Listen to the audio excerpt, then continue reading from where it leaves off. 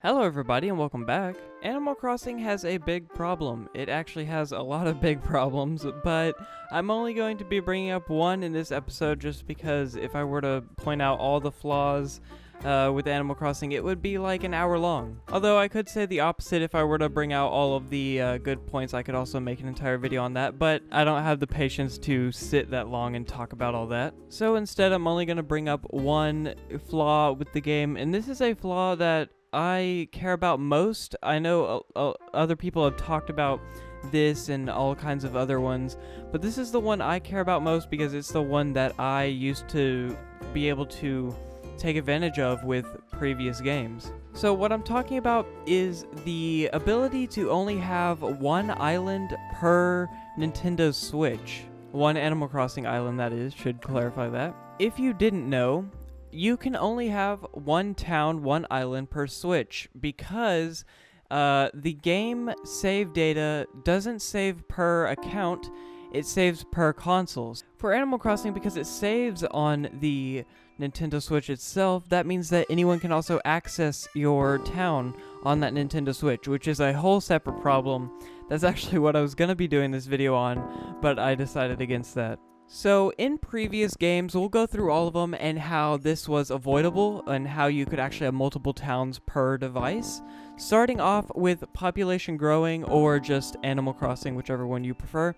With this game, I do have to admit I have not played it on an actual GameCube or Nintendo 64. I've only played it through emulators, so if I'm getting some of this wrong, I'm sorry about that. But from what I understand, you can have multiple towns by having multiple memory cards. The GameCube had memory card slots that you could go and you'd pop in a new memory card and then you could have a town saved to that one. If you wanted to switch towns, you just interchange your different memory cards. This is pretty good because you don't have to buy a separate disc like we'll get into with future games. Because memory cards, I'm pretty sure back then were a lot cheaper than the game itself. So you just buy one game, buy multiple memory cards, and then you can have as many towns as you want. Going up from that, we have Wild World for the DS. For this game, you basically, if you wanted a separate town, you just had to buy another card. Slightly annoying, you have to pay another like $60 just to get another town, but also it's not that bad. At least you're able to get another town and all that. You don't have to come up with some weird workaround. Next up we had City Folk. Again, I don't really remember how this one worked. I have played it and everything, but I don't think the Wii really had like a memory card of sorts. Maybe you could plug in a USB or something. I'm pretty sure this is the only game that didn't let you have multiple towns. Correct me if I'm wrong in the comments. I just seriously do not remember. Anyways, after that, we have Animal Crossing New Leaf. For this game, it was the same as Wild World. You would just have to buy a separate game cartridge. I actually did this. This is the first game that I had two towns in. I have my main card, and then I have a separate card with like my second town that I haven't really done much work in, but you know, it's still there. For spin-off games, you can also kind of have separate towns. For example, in Happy Home Designer, if you wanted your main town area, this may be confusing if you haven't played Happy Home Designer, but there's two areas. There's the main town area, and then there's all of the villager houses. If you wanted a separate main town area design, then you could just buy another Happy Home Designer card. I don't know why you'd want to do this, but it's still an option. For Amiibo Festival, I have no idea, and I don't think anyone cares. Like, being honest, I seriously don't think anyone's wanting multiple save games for Amiibo Festival.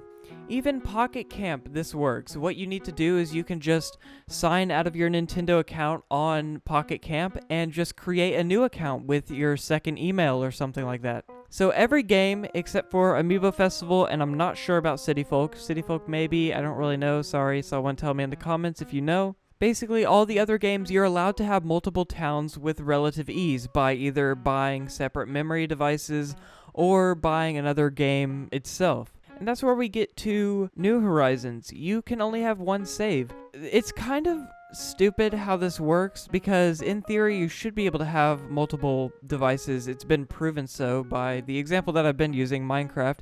You can have multiple worlds. But let's just take, so on the 3DS, your game cartridge, the game saved on the cartridge itself.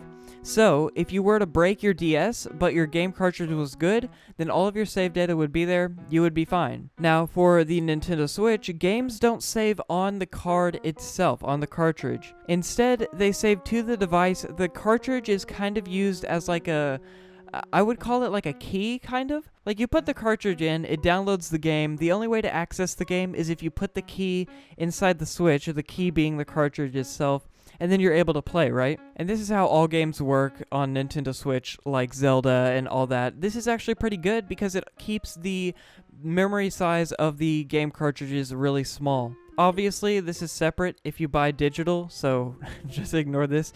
Although it kind of works the same. I mean, you still download it to the console. So there is actually a workaround. Surprisingly enough, as with every other game, there technically is a workaround if you're willing to spend $300, but we'll get into that. So basically, if you want a separate town, the only way to have a separate town is if you buy another Switch, which I think the Switch Lite goes for $200, and the Switch regular with the dock comes with, or is about $300 US, which is a lot just to have a separate account.